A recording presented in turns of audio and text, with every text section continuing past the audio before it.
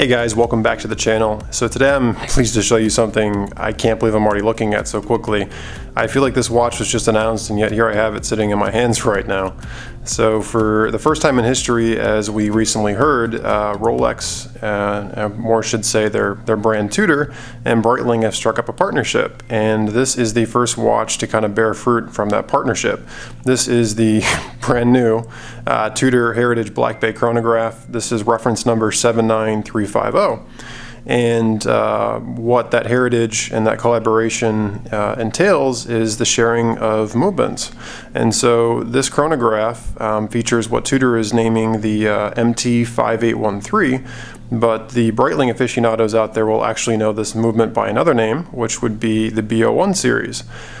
So Tudor's calling it MT, which is manufactured Tudor as an in-house, and Tudor does actually highly modify the movement, but it does of course share its genetics with Breitling B01 series, and it actually is manufactured by Breitling for Tudor.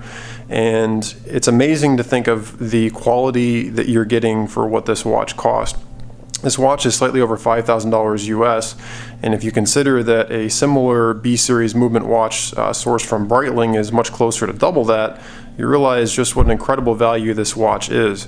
And as a former owner of a stainless steel Daytona, even more so what a great deal this watch is, considering that when I had my Daytona, I never had a date display on my watch. But like a lot of high-end chronographs you would expect, this features a vertical clutch system. It is a column wheel chronograph. These are touches that you don't see on your typical Valjoux 7750. These are actually high-end chronograph works. And the result is a watch that has a beautiful, vintage, unique aesthetic to it. It has an extremely high quality movement in it, and you know, $5,000, well, of course, isn't cheap by anyone's assessment, is a really, really good value for what you're getting here. So I'm real excited to share this with you. I can't believe I'm looking at this. You know, Bernard Watch somehow managed to get a hold of one of these things and offered to let me come film it, and I'm ecstatic. So some of you guys may know I actually do own a Tudor. I have a vintage sub that I probably should have worn today for comparison, but to me Tudor's kind of been a lost brand for decades, and they just were, to me, cheaper Rolexes. But I'm so happy with what Tudor's been doing in the last couple years, especially with their Black Bay series. I know some of you guys like the Pelagos as well. Tudor's finally kind of become their own brand. They finally have their own identity. I love the vintage look that they're doing. You can feel that Rolex DNA, but they definitely have kind of their own specialness to them now. They're not just a cheaper Rolex. They have their own kind of feel. And now that they're offering watches with such high quality movements at such a good value, I mean, it's the value proposition here is I don't know how to beat this. I mean, this to me is up there with Grand Seiko level of bang per buck, as someone else may put it. So let's go and get started, take a look at this. So again, as I just said, this is the Heritage Black Bay Chronograph, again reference 79350. Now this is a 41 millimeter case, so this is about 1 millimeter bigger than a Rolex Daytona, for example. Although I have to say, in person, this watch feels much more substantial than I ever remember my old Daytona feeling. Again, I was saying it does feature the B01 sourced movement. Again, Tudor speak MT5813. There are some other special things about this. So again, it is column wheel and it is vertical clutch, just like you would see a vertical clutch on a Daytona movement, the 4130. It's got a 70-hour power reserve, which is fantastic. You know, most watches these days are 40 to 50, and even my trusty old GMT Master here, I think, is about 50 or so. So that a chronograph with this many complications has a 70-hour power reserve is extremely impressive. I mean, that's basically 3 days on a full wind, and it's also fitted, as with most modern Rolexes, a silicone hairspring, so you get some of the benefits of those anti-magnetic properties as well. Now, something that actually I thought was very interesting when I noticed this too is if you take a look at the dial and you're familiar with chronographs, you may notice something slight strange about it. Of course, as you would see with the B01 and the Valjoux source movements, there is seconds over here at 9 o'clock, which is cool. But you'll see here, the counter here, typically you'd see a 30-minute counter, but actually in the case of the Black Bay, they give you a 45-minute counter, which is something that I honestly don't think I've ever seen before in a watch. I'm sure it's been done before, but I don't think I've ever seen one in person like this. So this does function as a traditional chronograph would. You do have a nice tachymeter scale around it, so you could of course time racing events too, which is weird on a diving watch that you would have that, but you know, it works. The aesthetics are very nice. I do like the polished aluminum bezel. Of course, I'm partial to that type.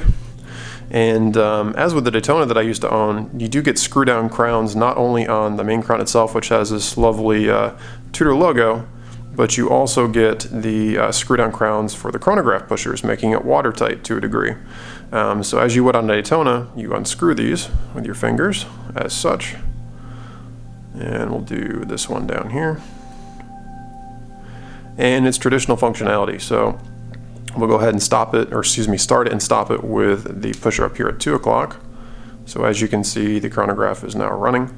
And again, to stop it, you just press it again, and then the bottom pusher down here at about 4 o'clock resets it.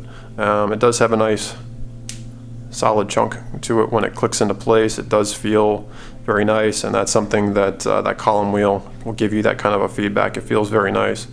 And one of the benefits of a column wheel too is it just starts. There's no stutter when it just starts. It doesn't jerk as you would see like on a Valjoux that does not have a column wheel chronograph. It's kind of nice. Again, it's something you typically find on luxury watches, much more expensive than this Tudor would be.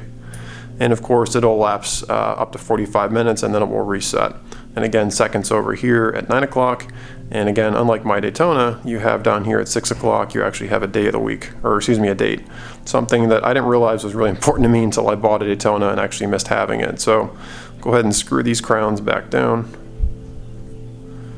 Feels just like my Daytona used to, those crowns. It's nice. I always liked the way that these crowns felt.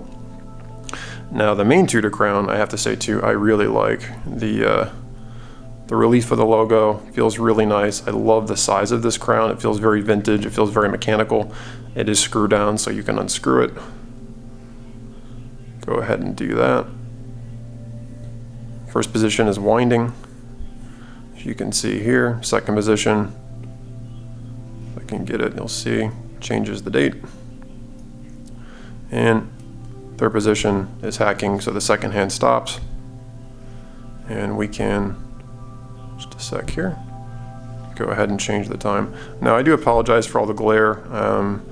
Bernard does a great job of illuminating all of their watches when people come to look at them. Obviously it's a little hard for me to cut out some of this light, but there is, of course, as you can see, no anti-reflective coating on the crystal, but for whatever reason that's just a Rolex thing. Rolex doesn't seem to like AR coating, and I will say, as a owner of many Breitlings in my lifetime, the AR coating does tend to get scratched at some point and can be annoying on its own. So, you know, there's pluses and minuses to it, but we'll go ahead and screw this back down.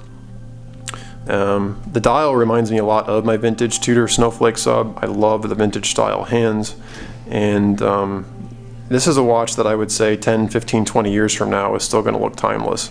It has kind of the ode to 50s, 60s, like, you know, rugged dive watches, but yet at the same time it just feels, you know, modern in terms of quality. I mean, a lot of you guys that lust after these older Rolexes and vintage watches of the 50s and 60s, I think if you ever held one in person, you'd probably be a little disappointed, because while they look nice, they definitely aren't built to the same standard that watches are today. But, you know, with this watch, you get, you know, kind of modern build quality, but with the same vintage aesthetic and just a really impressive movement. So of course this is made out of all solid stainless steel, as you would expect. You have this really cool rivet style bracelet, which I've never seen before. And it feels really fluid.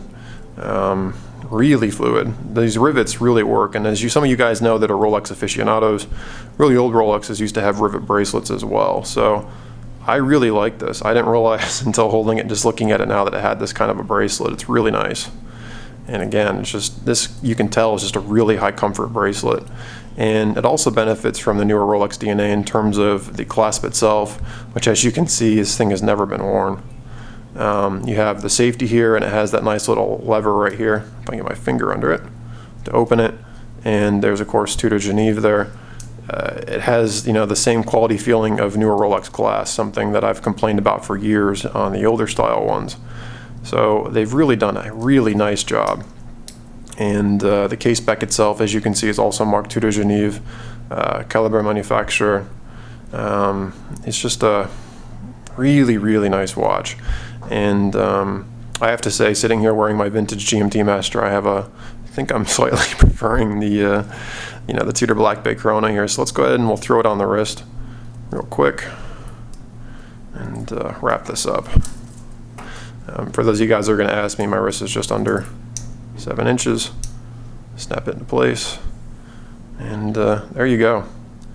It's this is a watch I don't think you would ever tire of, and I would say you could wear in just about any situation. It's a perfectly wearable modern size. Men and women could wear this. It has really good presence.